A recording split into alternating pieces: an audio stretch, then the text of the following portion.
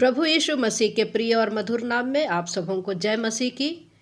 मैं परमेश्वर पिता का धन्यवाद देती हूँ कि इन दिनों में हम लोग सब मिल करके प्रकाशित वाक्य का अध्ययन कर रहे हैं और हम लोगों ने 8वें अध्याय को पूरा किया है। 9वें अध्याय को हम लोगों ने पहले दूसरे पद को हम लोगों ने देखा था। इसमें हमने 5वीं स्वर्गदूत के द्वारा 5वीं तूर ही फूकने का हम लोग वर्णन को देख रहे हैं।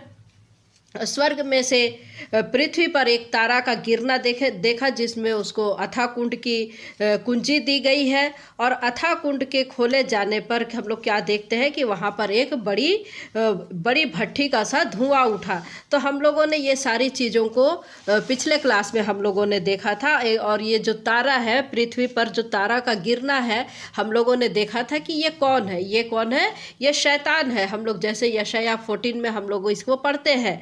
तो मेरे प्रिय, यहाँ पर हम लोग देखते हैं कि शैतान की जो है एक शक्ति, या तो फिर वो मनुष्य को उभारता है, या तो फिर शक्ति को उभारेगा, या फिर वो संस्था को उभारेगा और वो जो है इस पृथ्वी पर पीड़ा को देंगे। तो हम लोगों ने इस चीज़ को हम लोगों ने देखा था। अब आगे का भाग हम लोग आज से देखेंगे। प्रकाशित वाक्य 9वां अध्याय उसका 3रा पद। यहाँ पर हमको वचन बताता है कि उस धुएं में से पृथ्वी पर टिड्डियाँ निकली और उन्हें पृथ्वी के बिच्छुओं की सी शक्ति दी गई। उनसे कहा गया कि ना पृथ्वी की घास को, ना किसी हरियाली को, ना किसी पेड़ को हानि पहुंचाए, केवल उन मनुष्यों को हानि पहुंचाए जिनके माथे पर परमेश्वर की मुहर नहीं है। मुहर नहीं है। तो मेरे प्रिय, यहाँ पर हमको वचन क्या सिखा रहा है? भट्ठी के से जो धुआं उठ रहा है उसमें से क्या निकल रहा है?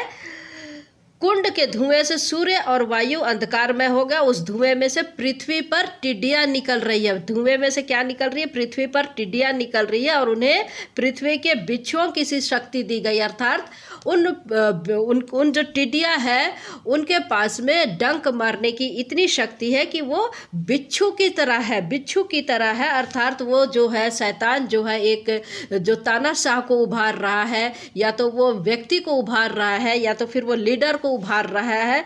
तो वो टिड्डी निकल रही है और उनके पास में बिच्छुओं की सी शक्ति है। और उसको क्या दिया गया है? उनसे कहा गया है कि ना पृथ्वी की घास को, ना किसी हरियाली को, ना किसी पेड़ को हानि पहुंचाए, केवल उन मनुष्यों को हानि पहुंचाए जिनके माथे पर परमेश्वर की मुहर नहीं है। परमेश्वर की मुहर नहीं है। तो मेरे प्रियो, हम लोग इसको थोड़ा सा ध्यान से देखेंगे कि यहाँ पर जो है हम देख रहे हैं कि परमेश्वर ने शैतान को छूट दे रखी है। परमेश्वर ने शैतान को छूट दे रखी है। केवल उन मनुष्यों को हानि पहुंचाए जिनके, केवल क्या लिखा? उन मनुष्यों को हानि पहुंचाए जिनके माथे पर परमेश्वर की मुहर नहीं है। तो मेरे प्रिय, हम लोग कई बार बोलते हैं कि अंत के दिनों में जो एंटी क्राइस्ट आएगा वो अन्य जाति में से आएगा, या अन्य विश्वासी होगा, या फिर अन्य धर्म होगा। लेकिन यहाँ पर हमको वचन बता रहा है कि ये जो तानाशाह को उभारेगा, शैतान जो उभारेगा, लीडर या संस्था को उभारेगा, वो किसी धर्म का, दूसरे धर्म का नहीं होगा, दूसरे जाति का नहीं होगा, दूसरे विश्वास का नहीं होगा। नहीं तो फिर वो क्या करेगा?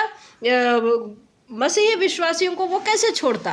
वो नहीं छोड़ सकता। यदि वो दूसरे धर्म का होता तो मसीही विश्वासियों को नहीं छोड़ता। लेकिन यहाँ पर हमको वचन क्या लिख रहा है कि केवल उन मनुष्यों को हानि पहुंचाए जिनके माथे पर मुहर नहीं है, अर्थात अन्य लोगों को। तो परमेश्वर ने ये छूट दे रखी है शैतान को कि क्या करेगा? वो जिसके माथे पर परमेश्वर की मुहर नहीं है उनको करे। क्यों करे? कि ये जो है झूठा मसीह को, या झूठा जो संस्था है या लीडर है, जिस परमेश्वर ने शैतान को ये छूट दे रखा है कि तुम साबित करो। या फिर यहाँ पर हम देखते हैं कि झूठा मसीह विश्वासी जो होगा वो इस कारण से मसीह विश्वासियों को पीड़ा नहीं देगा। क्यों नहीं देगा? इसलिए नहीं देगा कि वो अपने आप को साबित करेगा कि मैं सच्चा मसीही हूँ, या मैं विश्वासी हूँ, या मैं प्रभु हूँ। और ये साबित करेगा क्योंकि असली जो एंटी क्राइस्ट है वो ऐसे ही मेमने का रूप धारण करके इस पृथ्वी पर आएगी और दुनिया को वो विश्वास दिलाएगा, दुनिया को वो साबित करेगा कि मैं मसीह हूँ, मैं मसीह जैसा हूँ। वैसे ही यानी कि मसीह के रूप में भी मसीह विरोधी होगा। और यहाँ पर हम देख रहे हैं कि माथे पर परमेश्वर की मुहर नहीं है। तो ये कौन सी मुहर की बात कर रहा है? कौन सी मुहर की बात कर रहा है मेरे प्रियो? जब हम लोग 7वें अध्याय में हम लोगों ने अध्ययन किया था 1,44,000 जिनके माथे पर मुहर दी गई है, तो क्या ये वे लोग हैं? नहीं मेरे प्रियो, ये 1,44,000 लोग नहीं है, क्योंकि यहाँ पर जो मुहर दी गई है और जो परमेश्वर की मुहर दी गई है, दोनों में अंतर है, दोनों में अंतर है। और 1,44,000 लोगों के ऊपर में किसकी मुहर दी गई है? देखिए हमको क्या बताता है पद, प्रकाशित वाक्य की पुस्तक उसका 14 अध्याय पद 1 कहता है, फिर मैंने दृष्टि की और देखो वह मेम्ना सिय्योन पहाड़ पर खड़ा है और उसके साथ 1,44,000 जन है, जिनके माथे पर उसका और उसके पिता का नाम लिखा हुआ है, उसके और उसके पिता का नाम लिखा हुआ है। और यहाँ पर हम लोग क्या देख रहे हैं कि परमेश्वर की मुहर दी गई। तो यहाँ पर हम लोग 9वें अध्याय में और जो 4थे पद में हम लोग देखते हैं कि ये मुहर दी जा रही है, परमेश्वर की मुहर यहाँ पर, और 1,44,000 लोग, दोनों अंतर है, क्योंकि वो इजरायली लोग थे और इजरायली लोग जिससे 12 गोत्र है और 12,000 लोगों को लिया गया था, तो दोनों अलग अलग है। 1,44,000 वो अलग है। और यहाँ पर हम लोग देखते हैं कि पवित्र आत्मा की छाप दी गई है। यहाँ पर जो परमेश्वर की मुहर दी गई है, अर्थात यहाँ पवित्र आत्मा की छाप है कि जो मसीह विश्वासियों को दिया जा रहा। हम देखते हैं कि परमेश्वर ने इस बात की छूट नहीं दी है कि घास को हानि पहुँचाए, हरियाली को हानि पहुँचाए, या पेड़ को हानि पहुँचाए, या उन मनुष्यों को हानि नहीं पहुँचाएगा जिनके माथे पर मुहर लगी हुई है। तो मेरे प्रियो, यहाँ पर हम लोग देखते हैं कि ये जो विपत्ति आएगी, ये सच्चे मसीही विश्वासियों पर विपत्ति नहीं आएगी, सच्चे मसीही विश्वासियों पर विपत्ति नहीं आएगी। और क्योंकि उनके माथे पर परमेश्वर की मुहर अर्थात परमेश्वर की पवित्र आत्मा की छाप है। और यहाँ जो शक्ति होगी, यहाँ पर जो शक्ति होगी वो नाम का या मसीह विश्वासी होगा। और क्योंकि वो अपने आप को साबित करेगा कि मैं सही हूँ, मैं मसीह जैसा हूँ, ये साबित करेगा और लोगों को वो भरमाएगा, ताकि लोगों में वो अपने आप को प्रूफ कर सके, साबित कर सके कि उसकी शिक्षा सही है, वो सही है, उसकी शिक्षाएं सही है। तो मेरे प्रिय, आगे जब हम एंटी क्राइस्ट को देखेंगे, आगे जब हम लोग देखते हैं तो वो भी मसीह का सा रूप लेकर के आएगा। तो यहाँ परमेश्वर किसी भी तरह से शैतान को ये छूट नहीं दे रहा है कि वो किसी विश्वासी को हानि पहुँचाए या पीड़ा पहुँचाए। अब हम लोग आगे देखते हैं, यहाँ पर जो हम लोग देखते हैं 9वें अध्याय में हम लोग देखते हैं 5वें और 6वें पद में देखते हैं, यहाँ क्या लिखा है, उन्हें लोगों को मार डालने का तो नहीं, पर 5 महीने तक पीड़ा देने का अधिकार दिया गया। और उनकी पीड़ा ऐसी थी जैसे बिच्छू के डंक मारने से मनुष्य को होती है। उन दिनों में मनुष्य मृत्यु को ढूंढेंगे और न पाएंगे, और मरने की लालसा करेंगे और मृत्यु उनसे भागेगी। देखिए उसके उपास में कितनी शक्ति है। उस जो टिड्डी निकल रहा है उसके पास में बिच्छू के डंक मारने उसके पास में विष होगी। कहने का अर्थ है कि वो इतना विषैला होगा कि जिस प्रकार से हम लोग देखते हैं कि कोई बिच्छू जब हम लोग को डंक मारता है तो तकलीफ कितनी होती है, भयंकर तकलीफ होती है। तो वो जो लीडर है, वो जो अगवा होगा या वो संस्था होगा या जो तानाशाह होगा, वो इतना वो लोगों को पीड़ा देगा, क्योंकि उसको वो अधिकार दिया गया है, वो अधिकार दिया गया है। जैसे बिच्छू की डंक मारने से भयानक पीड़ा होती है, वैसे ही लोग इसके कारण परेशान होंगे, हताश होंगे, तकलीफों में रहेंगे, और लोग मृत्यु को चाहेंगे कि अच्छा होता कि मैं मर जाता, अच्छा होता कि इस पीड़ा को सहने के अपेक्षा तो मैं मर जाती, किंतु चाहने पर भी उनको मृत्यु नहीं मिलेगी। क्योंकि यहाँ पर जो हम देखते हैं, जिसको इस संस्था को या तो लीडर को जिसको उभार रहा है शैतान के द्वारा, इसको सिर्फ पीड़ा देने का अधिकार है, इसको सिर्फ पीड़ा देने का अधिकार है, इसको मारने के अधिकार नहीं है। तो लोग लालसा करेंगे, मरने की इच्छा जाहिर करेंगे, किंतु मृत्यु उनसे दूर भागेगी। वचन क्या बोल रहा है? मृत्यु उनसे दूर भागेगी। आगे जब हम लोग 7वें पद से पढ़ते हैं, यहाँ लिखा है, उन टिड्डियों के आकार लड़ाई के लिए तैयार किए हुए घोड़े जैसे थे, और उनके सिरों पर मानो सीने के मुकुट थे, और उनके मुंह मनुष्यों के जैसे थे, उनके बाल स्त्रियों के बाल जैसे, और दांत सिंहों के दांत जैसे थे।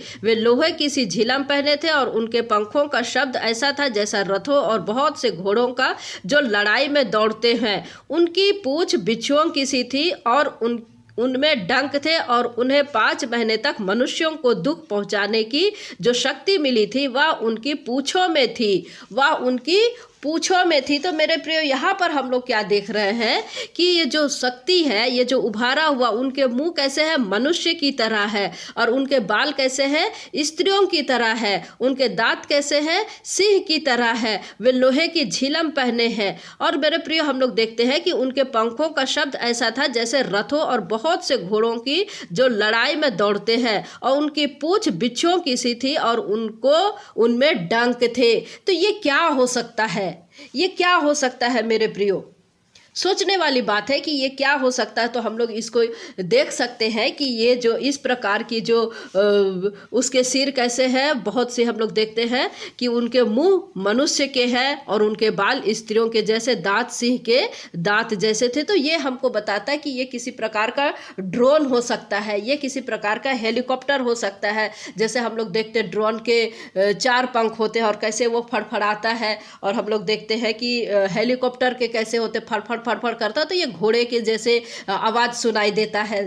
तो कुछ इस प्रकार की है। तो ये पीड़ा देने वाले हथियार है। यहाँ पर हम लोग देखते हैं कि वो पीड़ा देगा, 5 महीने तक पीड़ा देगा, 5 महीने तक पीड़ा देगा। तो इसके पास में ऐसे पीड़ा देने वाले हथियार हो सकते हैं। यहाँ पर हम लोग देखते हैं रासायनिक यंत्र हो सकते हैं जो कि वो मनुष्यों पर चलाएगा, जो कि वो मनुष्य पर चलाएगा। और आज की स्थिति को जब हम लोग देखते हैं तो पहले जैसे परमाणु बम और एटम बम के जगह पर हम लोग देखते हैं कि जैविक हथियार का इस्तेमाल हो रहा है।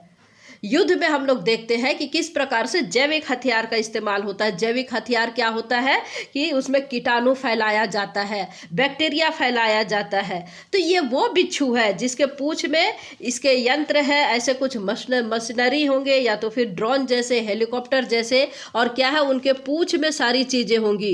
दुख पहुंचाने की जो शक्ति मिली थी वह उनके पूंछ में होगी। तो वो ऐसा कोई फव्वारा छोड़ेगा, हो सकता है उसके पीछे से कोई फव्वारा छोड़ेगा या ऐसा कोई यंत्र छोड़ेगा जो कि वायरस की तरह होगी, जो कि वायरस होगी, और जहाँ जहाँ वो जाएगा वायरस को छोड़ते हुए जाएगा। जहाँ जहाँ वो जाएगा, चाहे वो ड्रोन हो, चाहे वो हेलीकॉप्टर हो, जहाँ भी जाए वो बैक्टीरिया को छोड़ते हुए जाएगा। तो इससे मनुष्य जो सांस लेंगे, मनुष्य के साथ में जो हवा में जो गैस है उसके साथ जो मिलेगी वो जैविक चीज़ें, जैविक हथियार या जैविक यंत्र बोले या जैविक गैस बोले, वो जब हवा में मिलेगी तो इससे मनुष्यों को पीड़ाएं उत्पन्न होगी, इससे मनुष्यों को पीड़ाएं उत्पन्न होगी, वो तकलीफ होगी। जैसे बिच्छुओं के डंक मारने की जैसी स्थिति होती है उस प्रकार की भयानक स्थिति, और मनुष्य जो है मृत्यु को मांगेगा परंतु मृत्यु नहीं मिलेगी।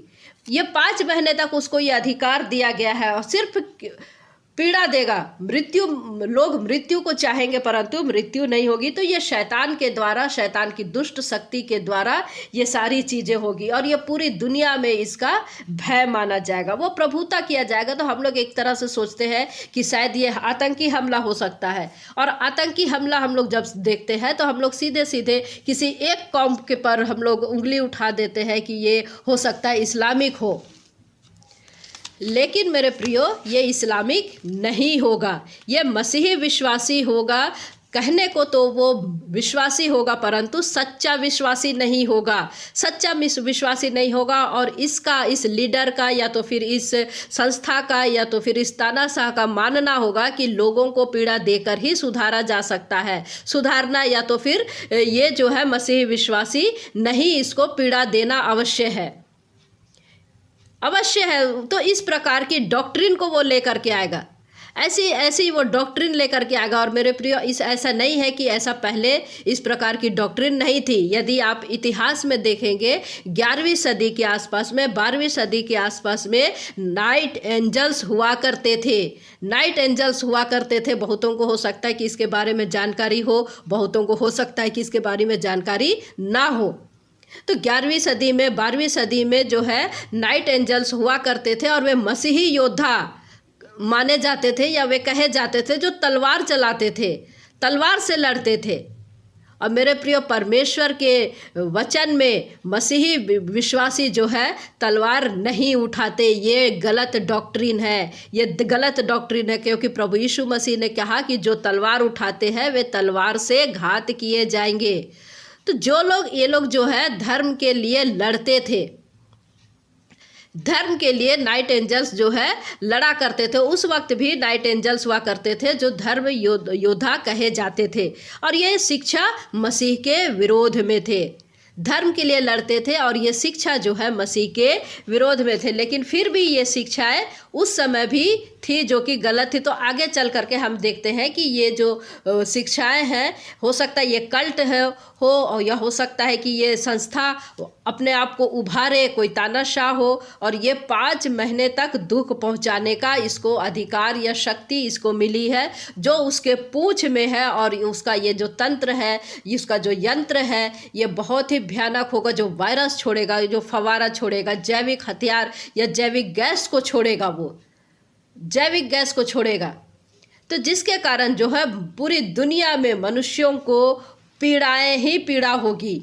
और इसको उभारने वाला कौन है? 11 पद में हम लोग देखते हैं, अथाह कुंड का दूत उन पर राजा था, उसका नाम इब्रानी में अबदोन और यूनानी में अपुल्योन है। अर्थात क्या है? विनाशक। यहाँ पर हम लोग देखते हैं विनाशक, तो उसका नाम क्या है? विनाशक है। तो वो उभारेगा इस प्रकार की संस्था को, और इस प्रकार के 5वीं तुरही के फूके जाने पर जो मनुष्य को सीधे तौर पर शैतान के द्वारा जो पीड़ाएं होंगी, क्योंकि इसके पहले हम लोग देख रहे हैं कि इसके ये पीड़ाएं जो कि है हम लोग देख रहे हैं 1/3 हो रही है, 1/3 हो रही है पृथ्वी पर हो रही है। और हम लोग क्या देख रहे हैं? जल पर हो रही है, पीने के पानी पर हो रही है, और हम लोग देख रहे हैं कि इसमें सोलार सिस्टम में हो रही। लेकिन यहाँ पर जो हम लोग देख रहे हैं, ये सीधे तौर पर मनुष्यों पर विपत्ति आ रही है। तो मेरे प्रियो, आज हम लोग अपनी इस 5वीं स्वर्गदूत ने जो तुरही फूकी, इसके बारे में हम लोग आज स्टडी किए हैं। अब आगे की जो बातें हैं उसको हम लोग 6वें स्वर्गदूत ने 6वीं तुरही फूकी, इसका यदि अभी मैं बोलूँगी तो शायद हो सकता है कि अनकम्प्लीट हो जाए, तो इसको हम लोग नेक्स्ट क्लास में देखेंगे। तो परमेश्वर पिता इन वचनों के द्वारा हम में से प्रत्येक को आशीष दे। जय मसीह की। Praise the Lord.